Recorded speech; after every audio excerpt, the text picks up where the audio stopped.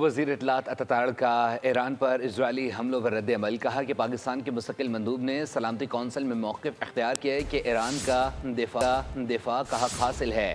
ایران نے پاکستان کی حمایت پر شکریہ ادا کیا. اسد قیصر نے کہا کہ ایران پر اسرائیل کا حملہ ناقابل برداشت ہے. ساتھ ہی ساتھ انہوں نے کہا کہ اسرائیل کے خلاف ایران کا ساتھ دینا ہمارا فرض ہے.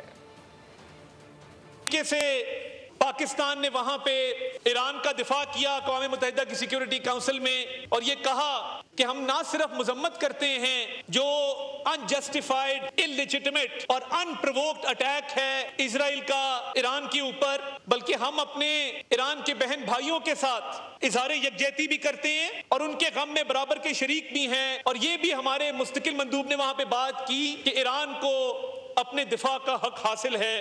جتنا اس وقت ایران کے اوپر اسرائیل نے ایک حملہ کیا ہے اور جو کچھ ایران اپنی سیلف ڈیفنس میں کر رہا ہے، ہم اس کی بھرپور حمایت کرتے ہیں، اور خاص کر جو ہمارے اسلامی امہ ہے اس کی بھی خاموشی معنی خیز ہے. سبسکرائب کریں اور بیل دبائیں تاکہ کوئی خبر رہ نہ جائے.